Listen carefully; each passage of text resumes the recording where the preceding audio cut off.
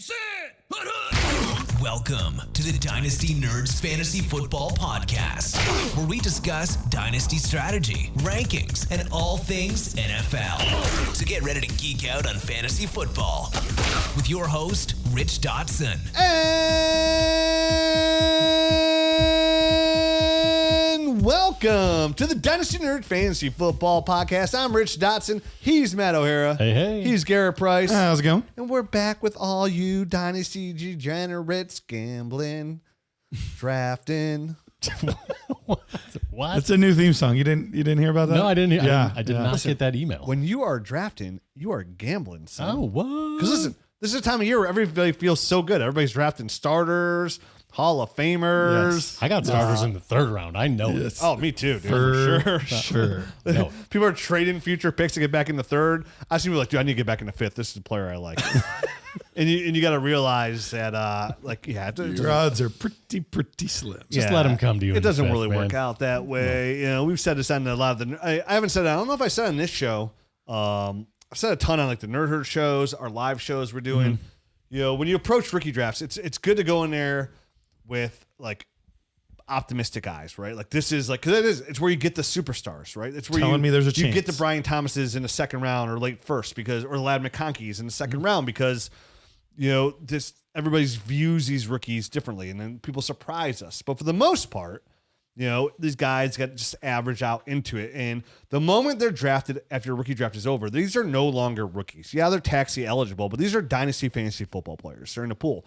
So you have to remember, like, when viewing a class and getting excited about a player, and especially the receivers this year is what I've been saying a lot of the Nerd shows is you always have to remember, you can't, it's easy to get narrow-sighted in your rookie draft about these players and, you know, where they rank amongst themselves, which in a poor receiving class, guys can rank pretty high. You could be wide receiver 7, and that doesn't mean much. Yeah. Like, you always have to look into, like, where do these guys fit in my overall dynasty, like, rankings, right? Like, where do these receivers slide in now? They're all, like, wide receiver 50, like, oh, well, that's not too hot, you know? Not and great, then, Bob. you know, like, a Tet McMillan, for example, like, where does Tet McMillan slide into your top 24? You know, a lot to prove, but, like, we have an influx of really good young receivers right now in Dynasty. And outside, some of the guys are a little bit older as well that are still producing at a high level. Sure. Now, the running backs, of course, you know, that's landing spot. That's easy peasy.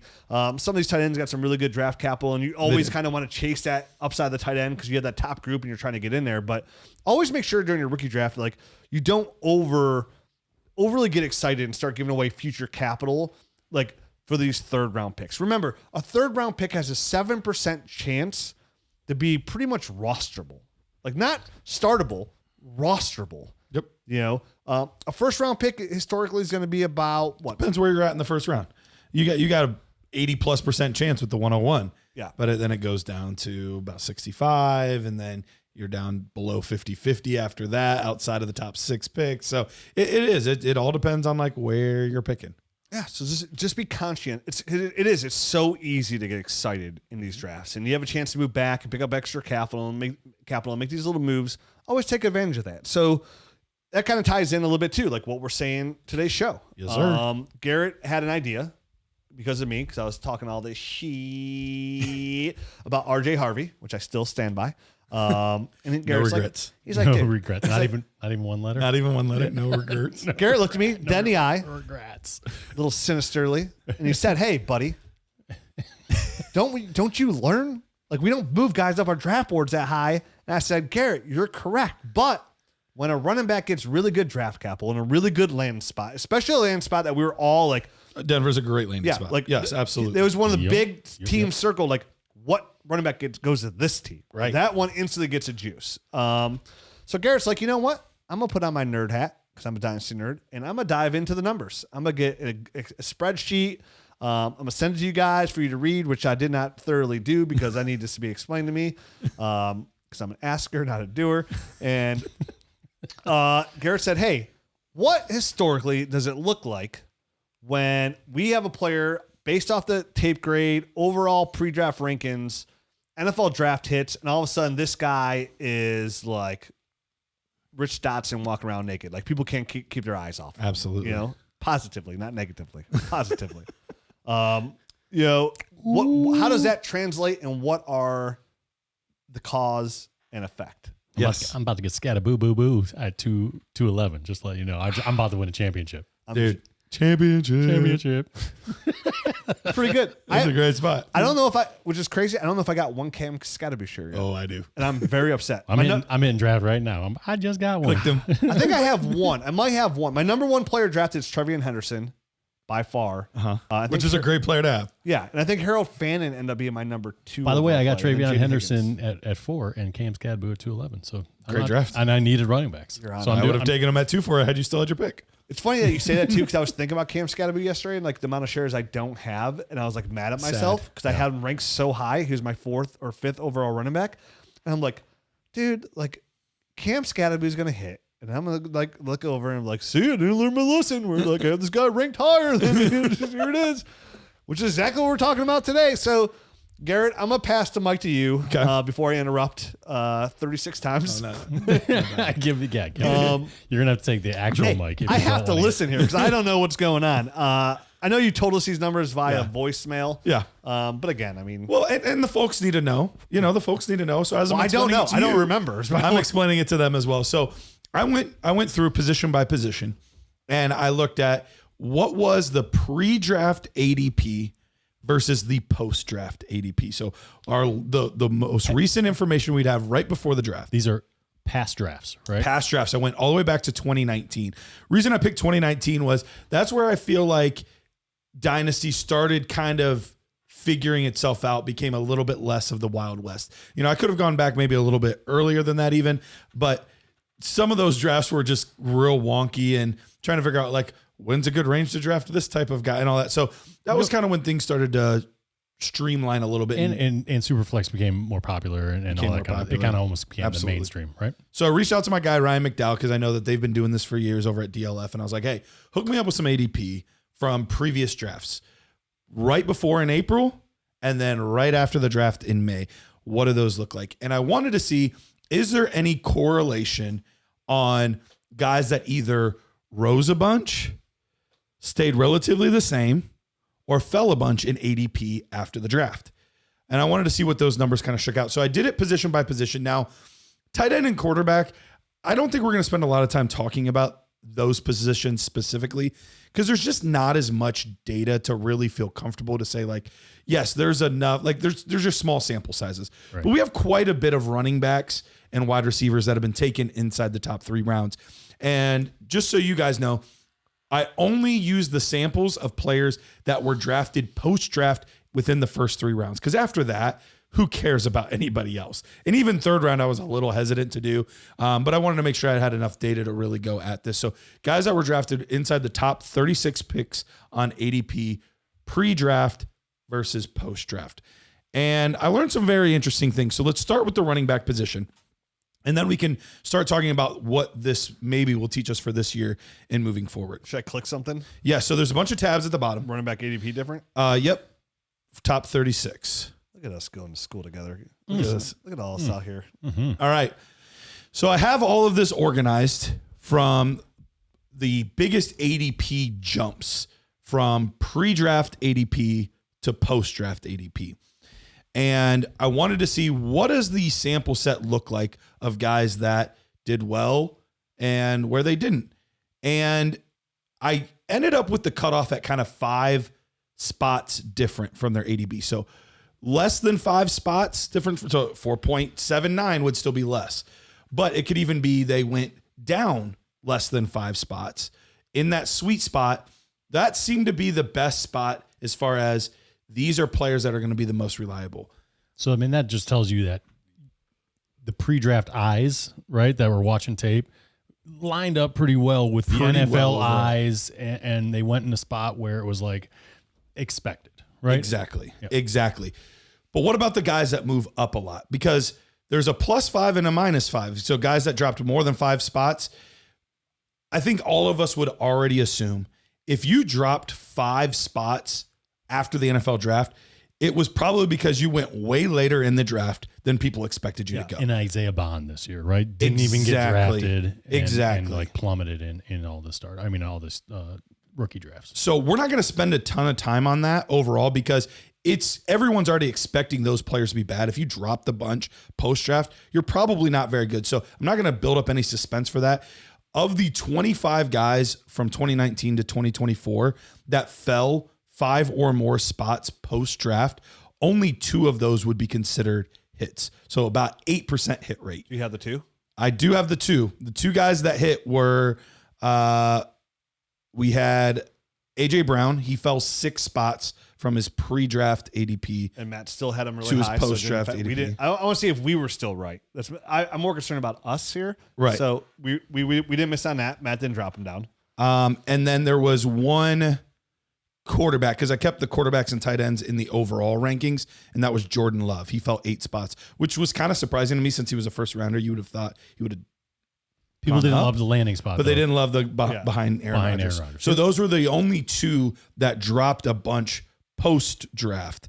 Everybody else. And the quarterback, you could see that actually working out in his favor. You know what I mean? Right. Because obviously he got to sit and learn and eventually take over and look great. Absolutely. So we're not going to spend any more time on that.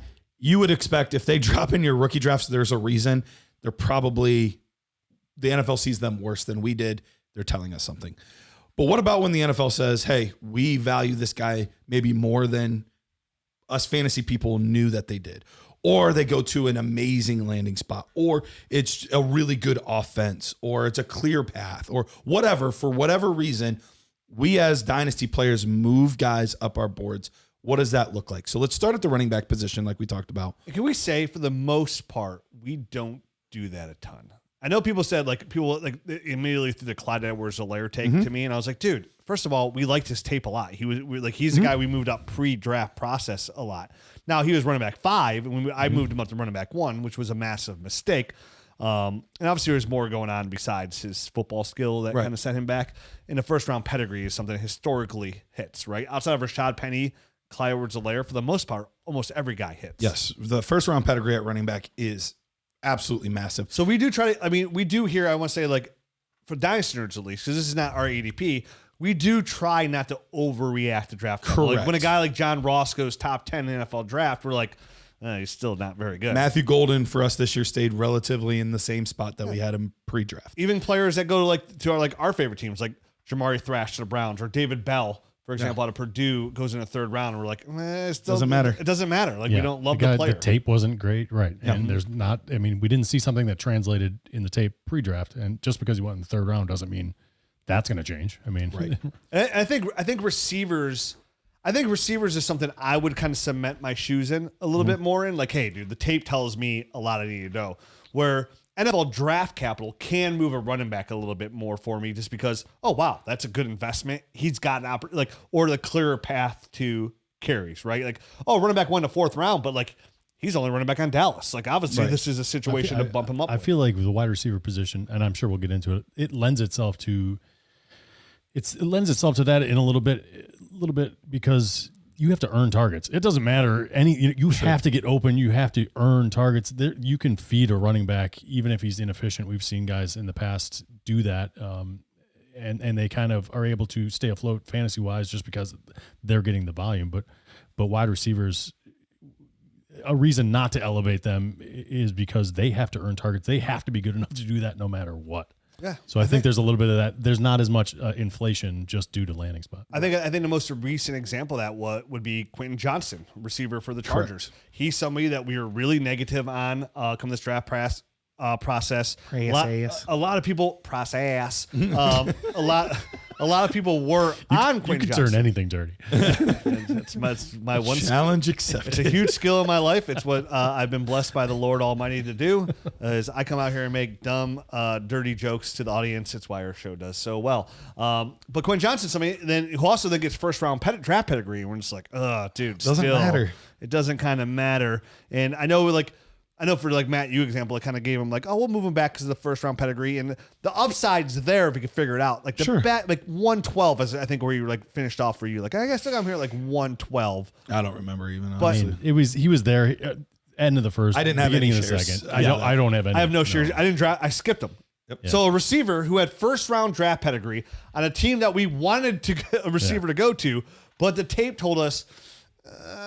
I don't want to throw my first round pick away either. Kind of, this is like less than 50-50 for this to kind of pan out. So with the running back, going back to the running back. Sorry. No, you're good. Totally derailing. You're good. We're going to do it 4 or 5 other times. I know numbers are confusing, especially in an audio only format. So I'm trying to make sure I articulate and make sure we're on point. Back on with track. what people are understanding. We're speaking running backs, not wide receivers. Well, I want to let people know this is like ADP. This isn't like we jump. Like, Correct. Oh, wait, this is not our rankings. we bumped this guy up because a lot of I see all the names ahead of me and like I'm like, oh wow, these guys have big bumps. Like we didn't bump any of these guys up except for a couple outside Clyde Edwards-Helaire. Most of the guys we bumped up were actually good guys. Right. So of the 15 players that rose at least 5 or more spots in ADP, of those 15 guys, only 2 of them have hit, with only one other guy really having a shot to hit. So that's a 13.3% hit rate of guys that moved up 5 or more spots post-draft. Now, what I'm classifying as a hit, just so everybody knows, either 1 running back 1 season or more, or 2 top 24 running back seasons or RB2 seasons. So not a crazy high bar, getting running back 24 2 times. Like, it's not a crazy high bar, but that's really what you need is either 1 running back 1 season or 2 running back 2 seasons to be like, yes, that was a valuable draft pick. Yeah, it was usable. That player was usable in your lineup. You became historical. You're in the historical data. It's like an at bat, right? Or in the fourth quarter of an NBA game, your team's down 20, you come in and get like 3 layups. Like you're in the scoreboard. You're in there forever. You're there. So here's the names, just so you guys have them at home. Like I said, only 2 of the 15 actually made the cut of being hits. There's one that still could in Tyrone Tracy. Before you read all the names, I want to let people get their. I want to reach out somewhere, find your toilet paper. It's about to get messy and stinky. Just wipe these right away. Is that what you're saying? Basically. Yeah. All right. There's a word for this that you use this toilet paper for. Here's the list: Alexander Madison, Kamani Vidal, Darwin Thompson, Tyrion Davis-Price, Tyrone Tracy, Damian Pierce, one of the outliers, James Cook, Hassan Haskins, Elijah Mitchell, Trey Sermon, Clyde Edwards-Helaire, Keyshawn Vaughn, the other outlier, Ramondre Stevenson, there you go. Kendre Miller, Just got replaced. and Joshua Kelly. Yeah. So overall, a very underwhelming group. Even like Stevenson, he did enough, but you still wouldn't be like, oh man, that guy was a stud. Like, he did enough to hit the threshold that we needed him to hit, but he wasn't anything special. James Cook is really the true outlier of the group. And Ramondre Stevenson was a later draft pick anyways. He was somebody after watching his tape like, I like Ramondre Stevenson. Remind me of what that list was that you just read, the full list. That list was guys that rose 5 or more spots post-draft from their pre-draft And there were ADP. just those 2 guys that kind of hit. Yes, none of them superstars. Right. But there were 2 guys that you felt good about actually having. Yeah, Cook is still cooking, and Ramondre Stevenson basically just got replaced. Yeah, but he had a running back 1 season, absolutely. and caught a lot of passes. So and you ranked him in order of like the biggest jump too. So like James Cook, like he was still a top 24 rookie for us. Like we liked his tape. We didn't know if he was gonna be a 3rd round running back. Clyde Edwards-Helaire was still a 1st round pick in our eyes, no matter what. When he went to the Chiefs is when he got the bump to like the 1-1 in a strong class. But everybody else that you mentioned here, like Alexander Madison, had a 25 spot jump before he went. Yeah, so he rose a lot because he wasn't even on like the pre-draft ADP, which was, I think they had like 40 some guys, and he wasn't even on it. So some of these guys got that huge jump because of that. But yeah, I mean it's truly just, and you look at a lot of them, we got excited about Darwin Thompson because he went to the Chiefs. We got excited about Elijah Mitchell, Trey Sermon, and Tyrion Davis-Price because handpicked by Shanahan in the 49ers Just offense. got cut yesterday or today. Did he really? Yeah, but remember he signed to the Eagles. He was to the Eagles, yeah. Like that. Then he got cut. Yep. He got cut today or yesterday. Keyshawn Vaughn, a guy I actually did like, but it's Tampa Bay. It's a wide open backfield. Kendre Miller, he's going to replace. He's after Alvin Kamara. It's going to be, like there's always a reason on all of these guys why they rose up the board. And just more often than not, when guys rise up like that at the running back position, we'll get to receiver as well in a second here, but at the running back position, it's not a great hit rate. So for what it's worth, once again, going back to it, 2 of the 15 hit, which is a 13.3% hit rate, with a chance of maybe one more guy entering that tier, depending on what happens with Tyrone Tracy. Seems more unlikely than not with Scatterboo there, but at least give him a chance. Be a running back 2, and he's good. He's got to get 2 of them. 2. Because he didn't end up being a running back 2 this year. Oh, that's right. What about in points per game?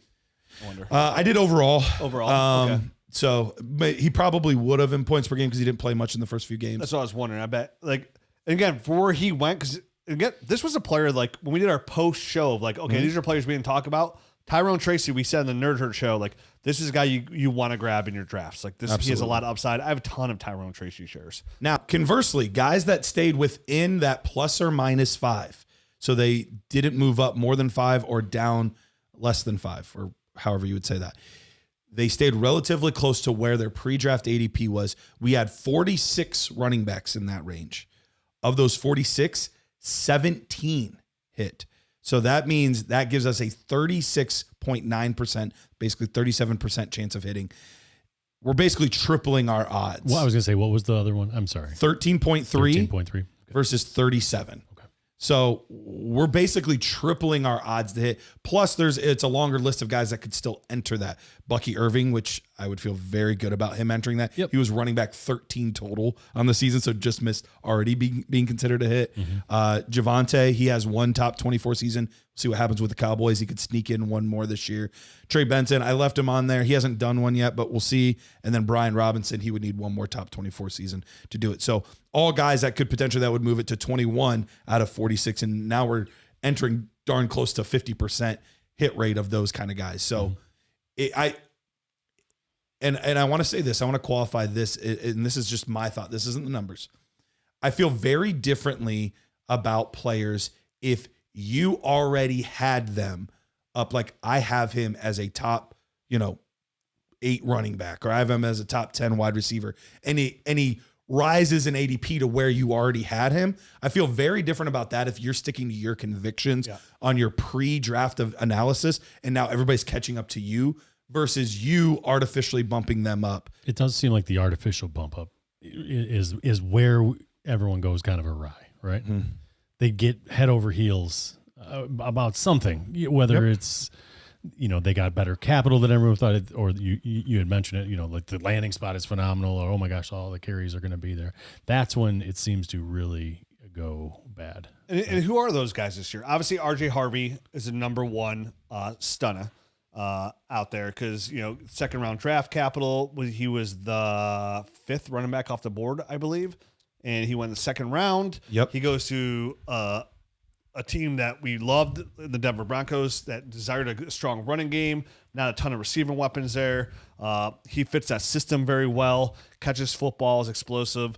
And to be fair, one of the biggest hits on him too was he was 24 years old. We're like, that was one of the biggest reasons why I think he was so discounted to begin with, right? And because no one thinks anyone's going to take kind of that caliber or that aged running back kind of where they took him.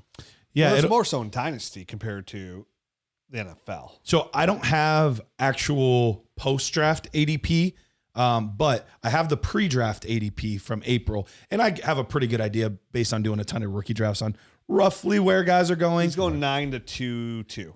Yeah. So his pre-draft ADP for RJ Harvey was the 26th and a half player. So 26.5 was his ADP.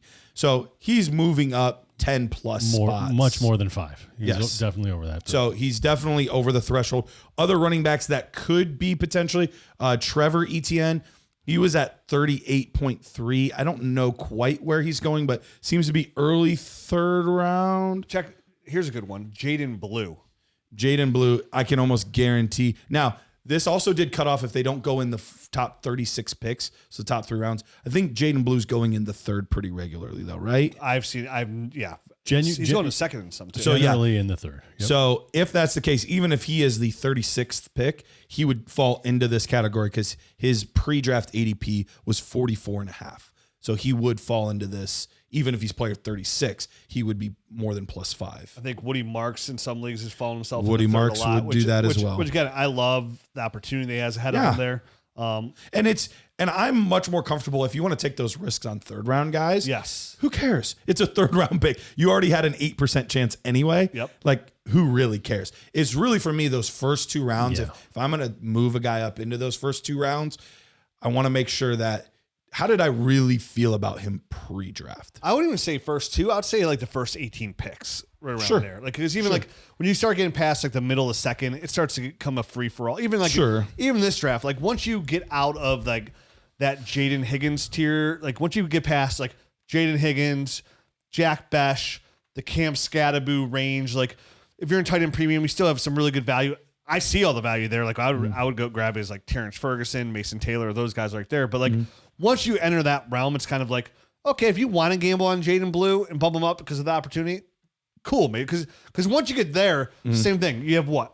I think it's less than 17% chance to be rosterable at that point, somewhere around that range. Somewhere around there, yeah. So again, go ahead, you throw TNT in the ocean and hope you get you come up with some dinner, right? Like that's how I'm fishing. You know? So Rich, for you, because this was kind of the thing that sparked all of this conversation was RJ Harvey. So for you, how do you feel about because there are outliers. We saw James Cook as an outlier. It's an amazing, amazing landing spot. Does this affect how high you would be willing to draft him or no? No, not at all. Because I actually went back and watched a little bit more of RJ Harvey tape. Just kind of like, what did I like? That's really good draft capital. Like my notes just say like he's solid at this and this, but he's 24 years old. Whatever. Like he's not overly explosive. A little bit more explosiveness that I might have had in my notes again because it all blurs together at this point. And his pass catching was really well. So I was like, you could see him as a top like 7 running back in talent. In this class or overall? Yeah, no, in this class. Yeah, I mean, yeah, he's in that. Like I would still back on tape alone. I would still have my top 6 like the same. Now, obviously, Dylan Sampson gets dropped down because of the Quinshot news, but like on tape score, I really like Dylan Sampson. He got 4th round draft pedigree on a team that already had a running back, right? So I would have entered him into that like Caleb. I would have had him more equal to like the Caleb Johnson range, I think. There's another running back too, but I think Caleb Johnson was like the big one. He did like inch closer to another running back. But this doesn't change my mind on RJ Harvey because going back and watching the tape and knowing Sean Payton's offense and how they're and again, the biggest thing here is a draft pedigree, right? Going in the second round, them taking him in the second round when they had. They could have used a lot of different help at receiver, right? They could have used a receiver there. They could have used more often. They took a running back, and they took RJ Harvey. On top of that, I heard news that there's 2 teams that were trying to get up above Denver to take RJ Harvey. Interesting. 2 teams. Very interesting. They were upset. Yeah. They were upset. I can't remember what team, but one GM. And this could have been a Monday morning quarterback, like an Albert Breer story, but like one team was like real upset they took RJ Harvey, and it was a running back needy team. I think it was Chicago, actually. Interesting. I think Chicago is one of those teams. So Harvey would have been an odd fit with Swift already there. Yeah, but I mean, I guess RJ Harvey was higher on the NFL boards. I think we all know Ben Johnson doesn't really like Swift. I think he's going to deal with Swift this year because he's there, and they didn't replace him. But so that being said, I'm going to use that player and that opportunity. And I kind of said this during the draft as well. He still might be my running back 6, 7, right around that range right now. And I know you him or because obviously you're not taking him above the top 4. Nobody is. Coin flip. Caleb Johnson for the Steelers. Okay, so coin flip with Caleb Johnson, Cam Scattaboo. I would take him ahead of Cam Scattaboo. Okay, so for me, he would fall after those 2 guys because of my pre-draft evaluations. But here's why. I like Cam Scattaboo a lot. I don't overly love his situation currently that he's in. And the running back position, Cam Scattaboo is an older running back too, right? So they're both falling in that older running back category.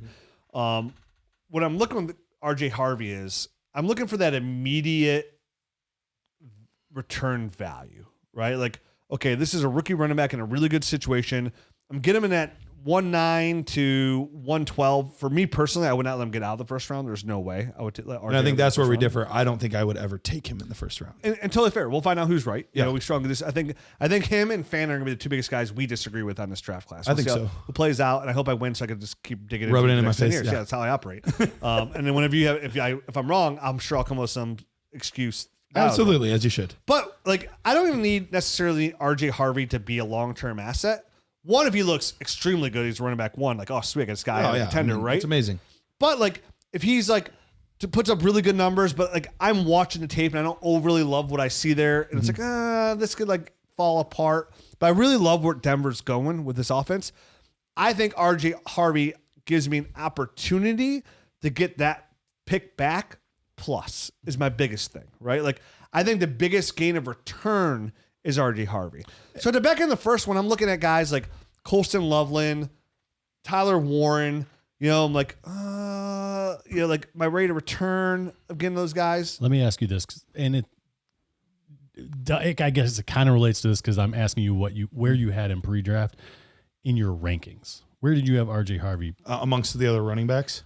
pre-draft? Yeah. Just Lower. or overall, either way. I think just at running back alone, I think he was like 13 for me. Yeah. And he was like nerd score wise, like very close, like 14 to like 9 was like all a tier basically. And he was in that tier, but like, so like I could see an argument of like, oh, I bumped him up to like 9 because he was in the same tier, but great landing spot. Sure. But like, I have a hard time letting guys like move tiers. Right. Yeah, and I get it. And he was one of these guys that jumped the most from, pre-draft to post-draft in my rankings. Mm-hmm. Yeah. You know what I mean? So it is probably another red flag. Like, we are forcing this guy up. But I mean, you have to move them, right? You have to move them to an extent. Right. Absolutely. And what I will say is on defense of RJ Harvey, even though I'm going to be lower on him, the consensus, could I be wrong? Sure. But I'm going to stick with the data on this because it's pretty consistent across all positions, but we'll get to that in a second. But with that being said, if we look at the two outliers, I don't think anyone would say Ramondre Stevenson or James Cook are special talents. I don't think anybody would go about saying that. I think James Cook has some good explosive traits. Sure, but I don't think special would be a word or elite or any like I think what was special for both of those guys is what team they landed on. Yeah. Like Ramondre Stevenson got on a team that was going to feed him pass catching opportunities. And I think the argument can be made that Denver is that same sort of landing And I spot. think that's where I was going with this is like that's in defense of RJ Harvey. If you're going to have an outlier, it would be to a special situation. This could be one of those. Now, San Francisco also looked like special situations for Terry Davis-Price and Trey Sermon, and Darwin Thompson looked like it was like there's other places for the Chiefs and all that look like special opportunities that don't work out. But of the ones that did work out, I think a lot of it had to do with where they landed. Denver could absolutely be one of those places. Sean Payton has historically had very good fantasy running backs. Yes. Except for the last couple of years. I had him as RB16. And so did Andy Reid for a while. Right. RB16 is where I had him. Pre-draft? Pre-draft? Okay. And So he went from 16 to 5? I would, yes. The original 4, right? Big 4 and then him, right? Yeah, and then running back 5 for me. So that's a massive jump. And listen, and you're right. I normally don't do something like that. Yeah. But like I said, I went back and watched a little bit more tape, and I see how this works and how it fits. And like I was saying, if it does work, which again, I believe I've seen this system produce guys like Pierre Thomas, who I think was at UDFA, right? Like, look phenomenal. There's no competition there for him. Nope. At all. Agreed. It is wide open. So he's got the draft pedigree. I mean, there's Blake Watson, but he's got the draft pedigree, and he's got Come no on, competition. This is the guy in Denver, right? Mm-hmm. And I've seen I've seen way worse running backs who are the guy produce high-end fantasy numbers at the position. Sure. So I'm not necessarily, I don't say this with like the conviction of like, oh, he's my running back. Like, I'm not changing my tape score drastically on him. Mm-hmm. What I'm saying is I think by the end of the season, his value is going to be heavily inflated. So if this puts me in a position to get a second next year and get a coveted 27 first, or can I get a young receiver, or can I get Cam Scatterby plus a first? My point is, like, I can now get a player I do like in return plus an extra first round pick, which we talk all the time. Like, the running back's the most fluid position on the back end. And when I'm looking at those guys at the back end of this year, like, okay, I don't really love Matthew Golden's tape that much, right? I know it's a lot to be seen on his tape. Yeah. And to be honest with you, I hate his landing position. I don't care that he's in the first round. I hate his landing position. I think they're going to spread the ball around there a ton, and I don't think he's going to be dynamite.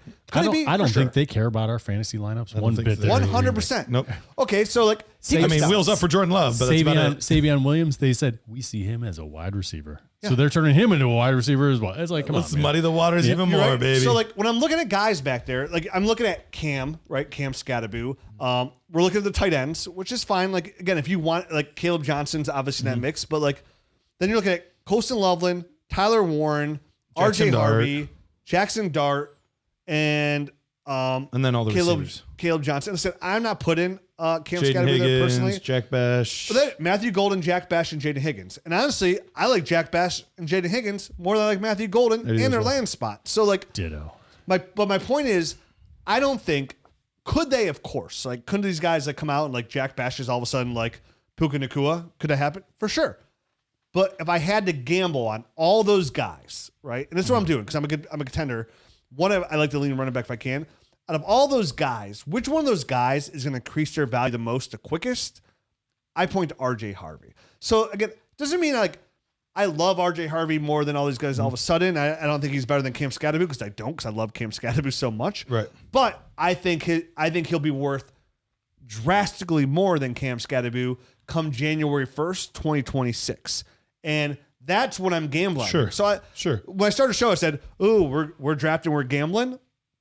That's what I mean. We know historically picks 9 through 12 in your rookie draft. If you pick 9 through 12, there's literally over 15 years of data, and the 24 class was skewed a little bit, but historically picks 9, 10, 11, and 12. 50% of those guys will be bust. 50% of them will not be rosterable, right? So it's a huge gamble. And I can see people taking Matthew Golden there, fall in that category. I think those tight ends will be rosterable, so I won't count them in there. But I think RJ Harvey, just because of the position he is in, will not make him a bust. He will be, if he stays healthy, a top 24 running back. And with youth, even though he's not that young, with that rookie running back, that contract in the offense, with that becomes dynasty value. We all know in dynasty, everybody loves that new tiny shiny toy. He'll be 28 by the end of his rookie. Exactly. Contract. So like, and listen, the clock is already ticking. That's the problem I have with this dude. The clock is ticking. But dude, if you get 4 years of top 16 running back production, that's a home run threat. Yeah. If. But that's, so you're talking about him as a tradable asset or like a fantasy asset for your team. I think if you look at him as a fantasy asset for your team, if you get 4 years out of him, that's great. Yeah. But as far as a tradable asset, it's already ticking. You got to trade him within the first year. It's a turn and burn type of situation. He has to hit year one in order to maintain any trade value. Because if he does not hit year one, now he's a 25-year-old dude that didn't perform well in Sean Payton's offense, and you get nothing for it. Well, listen, that's the other side of the 100%. coin with RJ Harvey. If he doesn't hit year one, I mean, it doesn't matter. It wouldn't matter his age no matter what. A 22-year-old running back, yes, it does. We're pretty unforgiving over here. You get a second year, like, oh, all right, maybe this dude. I'm saying the Denver Broncos, they'll be like, all right, no, next. Yeah. You know what I mean? Like, No, and sure. then boom, That makes sense. no value. That's what I'm afraid of with a guy like RJ Harvey, and why I think elevating him can be tricky. I have him at 13, so it's not like I'm far off of you or anything like that, but it's tricky. Is there any more risk than Matthew Golden in Green Bay? Is there any more risk than Cam Scatterby behind that offensive line in New York, sharing with Tyrone Tracy with not a lot of weapons to throw to outside of Malik Neighbors? Is there any more risk? And that's a player I like, right? But that's risk there. Same thing like, end of the second round, though, instead of the end of the first round for a guy like Cam Scatterby. So for some people, but not for other people. I've seen Cam Scatterby as high as 2.3, 2.2 in that range. He's a wide. I'll draft range him there. Yeah. Yeah, and I would too. Yeah. So what I'm saying is, I have all those guys in the same kind of like buffer tier, and I think they're all they're all risks no matter what. I think you can take it off the point of it doesn't matter how. Say they're all guys we like, and we didn't artificially inflate them on there. I think even the guys we like. Historically, we know. My point is, they are a risk, anyways. Yep. I'm just looking at my biggest return on my investment. So we got to move on because we have another position to talk about. Before we do, Garrett, I know you're getting a little excited over there. You want to talk all this smack, but not about me. I got to tell you some stuff. Let me hear it. Dynasty Nerds fam, I got some stuff. our partnership with Fast Draft, I mean, again, it's going really well. It's continuing to grow. Get a lot of good feedback from all our listeners. Like, dude, you're right. I'm having a really good time doing these best ball drafts. I know, because I'm knee deep in them. I'm having a ton of time. My rookie drafts are almost over. I'm like, okay, because it comes summertime, I'm best ball. Like, I need to draft. Absolutely. I have a serious addiction. Please don't tell my wife. She might know. But listen, the benefits have gotten better because we're doing better. If you haven't jumped in yet, Fast Draft is that lightning fast best ball platform where drafts take under 5 minutes to draft. Fast Draft has launched just now, recently, the Origins Gamma Tournament, where the prize pool is up to $50,000. You can use the promo code NERDS when you sign up in Fast Draft, and they're going to match your first deposit up to 100%, up to $50. That's double the offer we had before. Plus, non-members who deposit at least $10, non-Nerd Herd members that deposit at least $10 and enter a contest will receive a free Dynasty Nerds GM membership bundle. So you're going to get access to the film room, the Nerd Score, the Rookie app, the Rookie Guide, the Dynasty GM app, which is, again, if you watch our live shows, you see how sweet this tool is, and everything extra podcasts. You get all this stuff for the price of just depositing $10. Such a good deal. You put in $10, they're going to give you $20. You're going to do some best ball drafts. You're going to get addicted. You're going to put in more money. You get a free year to us and listen to us talk, tell you who to draft, who not to draft, and who to trade, who not to trade. And if you're already a member, you're going to get a $25 coupon code to use in our merch store. So it's equal to either a free shirt, a super discounted hoodie, maybe some undies, protect those nugs. They are on there. They are in there. I do have one pair. I have a pair too. I've like moved my underwear drawer over to 100% Tommy John underwear, so it's all the same. And I had the one pair of Nerds underwear Nerds. that I've worn one time. But it was fun. It was fun. So download the Fast Draft app or go to draftfaster.com and draft faster with bigger and bigger. Use the code NERDS. Get that match. Get the free GM and start dominating. Absolutely. And don't forget about FFPC. At this point, no more orphans are available, but we have a bunch of startups going on right now. What better time is there to do a startup than right after the NFL draft? Everybody's excited. Everybody's looking at where do we draft these rookies. You can do that over on myffpc.com. That's myffpc.com. It can be a $35 league. It can be a $100 league, or it could be a 2.5K league, which means you're taking home a lot of money. Taking home a lot of money if you win that bad boy. So head over there, myffpc.com. They'll give you $25 off your entry fee if you use the promo code NERDS. Head over to myffpc.com. Forgive me. We're doing a podcast during the Cavs playoffs, so I have to get a Cavs playoffs. Oh, how are we doing? We're up 61-50. All right. Fantastic. Much better than game one. Yeah, we're down Mobley, we're down Garland, and we're down Hunter. So pretty good. It's basically Donovan Mitchell against the world. Yeah, Master's doing pretty good here. I mean, the way that Indiana shot in game one was unbelievable. Yeah, they're not going to continue that. That was not sustainable. No. So hopefully this is a little back to earth moment. That Spider has 21 points in the first half, so we're going to be just baby. fine. Yeah. Take that, Indiana Pacers fans. That's right. Cavs against the world. I told my son, I was like, he's like, the Cavs are going to win it all, Dad. I'm like, yeah. I was like, you know what sucks, son? I was like, you're 12, soon to be 13. I was like, if the Cavs win, that would be the second championship you saw. I was like, I'm 45, about to be 46. That would be the second championship I saw. Yep. In any of the three major sports. Yep. I was like, something's good on. You lucky, spoiled little. Come on, let's do some Freaky Friday stuff. Let's switch bodies. Like P. Diddy there for a second. Be careful. Garrett, what's next? All right, so let's move on over to wide receiver. We have a lot of wide receivers that have jumped in value post-draft. 7.128. 7.128. Oh, I thought we were playing the wide receiver. Isaiah Likely. Isaiah Likely. It was wide open. What are the odds? Hey, more names on here. Yeah. More names on here. More names. So even more reliable data in that case. We have had 28 wide receivers that have risen more than 5 spots in their pre-draft ADP to their post-draft. However, we don't have that many more success stories, unfortunately. We only have 3 of the 28 that hit. And I'll speak on what a hit is. Now, there are 4 guys in this one, so there are a few more that could enter this tier still. Yeah, some were rookies last year. So Rashee Rice, Jaden Reed, Xavier Legette, Ricky Pearsall. Those are the 4 guys that have a realistic shot. I basically put anybody that I thought at least had like a 20% chance or better in there. Again, it's eye of the beholder because we had Ricky Pearsall high. Matt had Xavier Leggett really high. Both first-round receivers last year, though. Yep. Yeah. So Well, that makes. But I'm talking about pre-draft, Matt. We had those guys high. What I'm saying, we had those. Like, correct. He had Leggett really high. We all had Ricky. We had Ricky Pearsall high. Yep.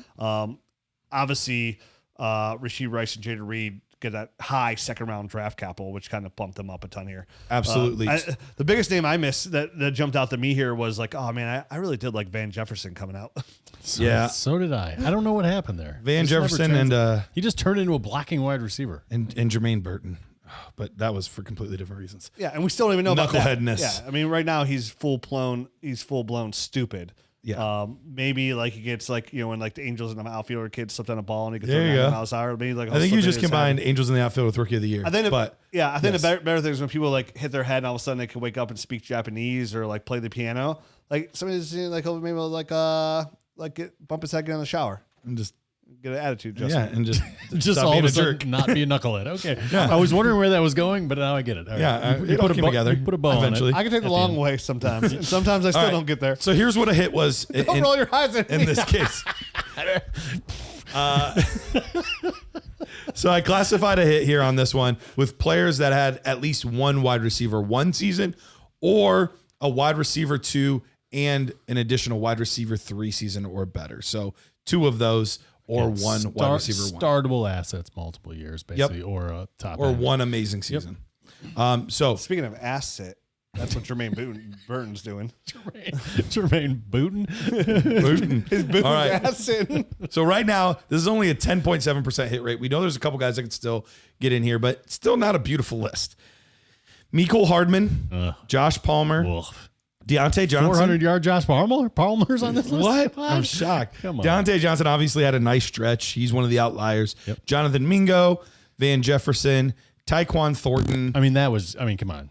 Tyquan Thornton. If you guys didn't see that one coming. That was one of the Dude, most obvious ones ever. Yeah, he was a second round pick, and we're like, dude, just because he's a second Why? round pick, don't draft him. He's still no bueno. Same with Velus Jones, the next Jones, one. Yep. Yeah, Alec Pierce, Jermaine Burton. I liked Alec Pierce. Now we got a nice one here though. Nico Collins. That's a shiny. That's a nice one. We liked Nico Collins. Did like too. Nico Collins. So he wasn't moving up as much for us as he was for other people. Rashee Rice, he's one that has a chance to be an outlier though. For sure. So we're still waiting to see what'll happen there. But Chase Claypool, Jaden Reed, Devin Duvernay, Amari Rogers, Jalen Hurd, Michael Pittman, one of the outliers. Okay. Jalen Polk, Tank Dell, Ricky Pearsall, Christian Watson, Jalen Tolbert, Sky Moore, John Mechie, Paris Campbell, Xavier Leggett, Dwayne Eskridge, and Kadarius Toney. It's funny because even I'm looking at Michael Pittman's jump, and Michael Pittman, even where he jumped to, is probably I think lower than where we had him. Right. We were taking him around like 13, 14. Yeah, we had him pretty because I still remember to this day. We were down all those receivers, and the very last thing I said, I was like, I feel like I'm too low on Michael. I was like, I think after watching all these receivers, like I feel like I'm too low on Michael Pittman. It was kind of like the thing about Ted McMillan too. It's like, Ted McMillan's gonna be way lower on my list. And I got done with all the wide receivers. I was like, nope, sure isn't. he's at the very tippy top of all these guys. So like again, so some of these is like, again, this isn't our ADP, which kind of go off Correct. like our pre-draft rankings because some of these guys we had significantly higher. But even our ADP wouldn't like the three of us. It would just be like our rankings. Come on, let me. Right. So Yeah, it's just let me. Oh yeah, you're average right. draft position. You're right, it's not of 80. like the community. Oh yeah, you're right. Never yeah. mind. So this is how the community felt about him. I'm just trying to like drop subtle hints here of why That you we're should listen to awesome. us. Like we're right more than where everybody else goes left. We're right more. So that's what I'm trying to say. Like the average player is actually fairly smart. Like Thank you. if you have convictions about where a guy should go pre-draft, don't change that much. Because conversely, so we were at 10.5% or 10.7% of those guys that were artificially raised up post-draft hit. Whereas of the guys that stayed within that 5 pick spot. range in that sweet spot, 36.2% of those guys hit. So almost identical percentage to the running backs. 21 of the 58 guys hit. We also have Zay Flowers, Jamison Williams, Cedric Tillman, Keon Coleman, Xavier Worthy, and George Pickens that could all also enter this category. So once again, even more guys on the sweet spot range that could enter this category. So if we were to combine the running backs and wide receivers together, total, you have about an 11.6% hit rate on wide receivers that are artificially raised up post-draft. Whereas if you stick with guys that stayed within 5 picks of their pre-draft ADP, you have about a 36.5% chance of hitting. So you're going to triple your odds. You're going to triple your odds if you stay close to the pre-draft ADP as opposed to following guys that fly up board. So if I could tell you anything in life, like you have a 3 times better chance to do, like for this to be successful than this, you're probably going to do that. Like I'm going to triple my odds. Yeah, I want to do that. I'll do that. So I did numbers on tight ends and quarterbacks as well. It's very small sample sizes, so it's kind of hard to say for sure. But 2 of the 3 quarterbacks that were raised up did hit. So 66% chance there. But I mean, it's just draft capital. I was going to say, I think you, for those positions or specifically on quarterback, I think you just go back to defaulting against what got picked in the NFL. And tight end did follow the same trend. It's just a small sample size. 1 of the 5 didn't or hit for the +5 draft spots. Yeah. Tight ends drafted in the sweet spot. 7 of the 10 hit, so 70%. So tight end, wide receiver, running back all seem to say the same thing. Quarterback, it was still 31% of those guys that stayed in the same sweet spot hit. So you're looking at mid-30s or so on average overall. It was just, when you only have 3 guys, it skews the data a little bit. So, So all of that being said, if you draft guys that stay relatively the same pre-draft to post-draft, you're going to increase your odds of hitting by quite a bit. Yeah, so this brings me back to the very beginning of the show, how I kind of started saying it's very easy to get caught up in these rookies, right? Like the rookie hype is real. And listen, it should be real. It's one of the funnest reasons why we play the game, right? Yep. Like we are just as excited this time of the year as we are in season, and sometimes more, right? Like the rookie drafts are a ton of fun. It's the one unique thing we do that makes Dynasty great. But if you listen to the show, and if you listen to the show for the last 11 years, when we get done watching all the tape, what do? We do a mock draft based off the tape. And that's like that's essentially our pre-draft. The 3 of us are ADP more or ADP, less. Right? And what do I say at the end of the show? Why is this important? I say it's important because when the draft comes, this list is going to change drastically. Yep. But it's so important to remember this list based on the talent alone. Not saying the NFL draft doesn't mean anything. It does, 100% too. But you do have to combine the 2. And I think this is kind of like doing just that. Like, always be conscientious of that. Because when teams draft players, you got to remember, like Matt said, I know he's joking around, but like, the Packers don't care about your fantasy team. The NFL teams also draft players when people ask like the question of like, wow, why'd the Browns draft Quinshon Judkins over Trevion Henderson when everybody was talking about Trevion Henderson was clearly higher on every mock draft board in the world, right? It's because Quinshon Judkins fit their scheme better, right? NFL teams draft players to fit their scheme and fit their systems. If they need a player to take the top off a defense, right, and be that Z receiver, they're going to draft them a little bit higher because they think that guy does that really well. Now, he's not going to be a great fantasy player. And that's where guys like, Jamari Thrashes kind of get a jump. These speed guys. They get these jumps, artificial jumps, because NFL GMs do love speed because they feel that they can coach up players and teach them other things. And a lot of times they can't because we see it on tape as well. So sometimes the draft capital could be deceiving because they're drafting this player to fit their scheme to help their NFL team. It doesn't really necessarily translate to fantasy points. And there's players we talk about, we like, like Kyle Monungai, who actually ended up probably one of the best situations possible in Chicago. Yeah. But we'll talk to this player. Hey, this guy's a really solid player, but we don't know if he really translates to fantasy football. Absolutely.